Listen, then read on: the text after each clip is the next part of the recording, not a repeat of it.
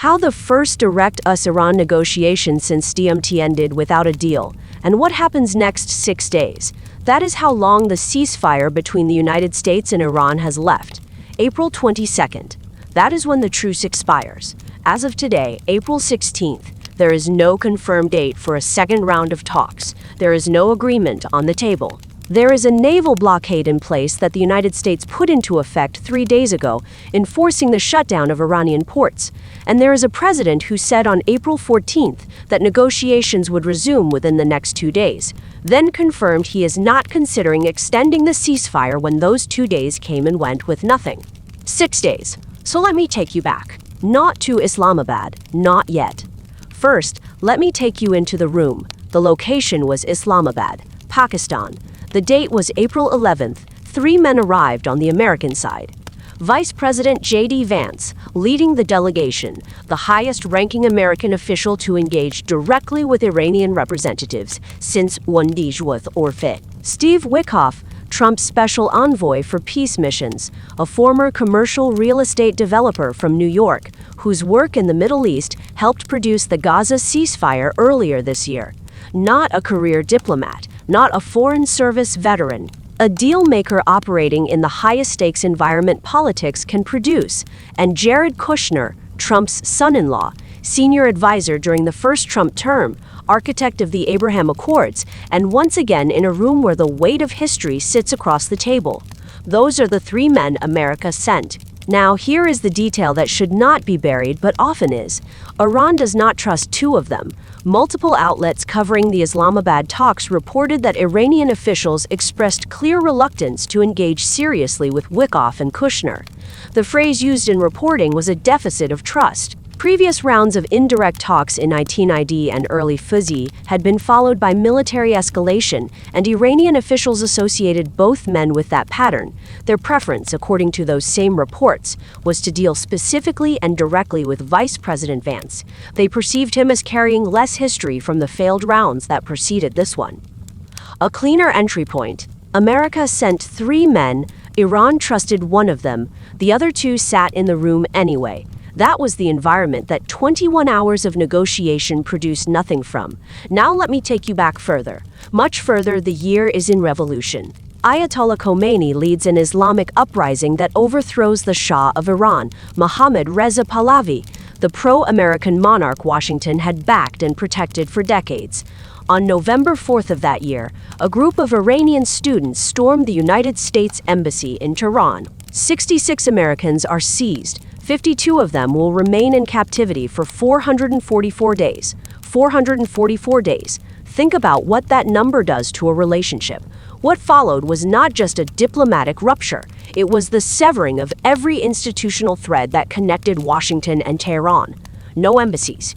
No direct line between governments, no formal channel of any kind, just sanctions, proxy conflicts, fought through regional partners, and 47 years of communicating through intermediaries while moving progressively closer to the edge.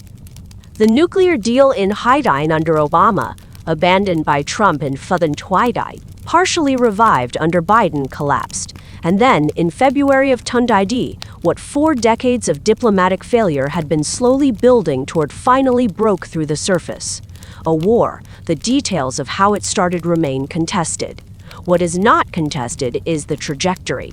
By early April, both sides had agreed to a ceasefire brokered by Pakistan 2 weeks, April 8th through April 22nd. And inside that window, the United States and Iran did something they had not done in 47 years. They sat down in the same room. 21 hours later, Vance walked out and stated publicly that Iran was not prepared to accept the terms the United States required. What were those terms? 3 things. The first is a firm, verifiable commitment against developing nuclear weapons. Not a pause, not a monitored delay. A commitment that can be inspected and confirmed, built around something that cannot be undone by the next administration or the one after that. Iran has not accepted this framing. The second is sanctions relief. Iran has lived under layers of economic sanctions for decades. Iranian per capita income exceeded $8,000. By 2000, that number had fallen to around 5,000. The rial has depreciated 44% in a single year. Food price inflation crossed 70% in Finland. Any agreement that Iran can sell to its own population requires a credible, enforceable roadmap for lifting those sanctions. The two sides are not close to agreeing on what that roadmap looks like. The third is the Strait of Hormuz, a waterway at the mouth of the Persian Gulf. The navigable shipping lanes through it are roughly 3 kilometers wide, 2 lanes, one in each direction. Through those 3 kilometers every single day moves approximately 20% of the world's total oil supply. Iran has used the threat of closing it as its most powerful lever throughout this conflict. And since the Islamabad talks ended without a deal, the United States responded on April 13th with a naval blockade on Iranian ports, not a sanction, a blockade. U.S. warships enforcing a perimeter while commercial shipping reroutes, oil markets shift, and the strait itself sits in a condition that one wrong decision could make irreversible. Now let us talk about who is trying to prevent that.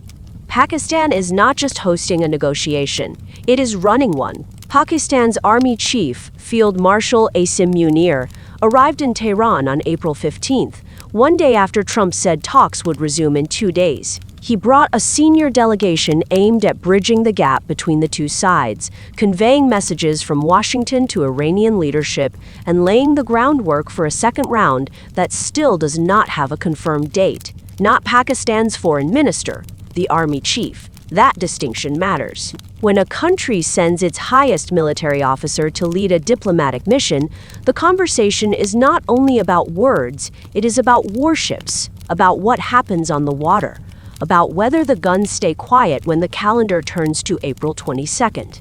Prime Minister Shehbaz Sharif is simultaneously visiting Saudi Arabia, Qatar, and Turkey, working the regional architecture while Munir works Tehran directly. Pakistan proposed extending the ceasefire by 45 days. Trump has said he is not considering it. 6 days left. No confirmed date for a second round. The naval blockade remains in place. Iran has not moved on the nuclear commitment. The Strait of Hormuz remains the most dangerous unresolved variable on the table. 47 years of silence.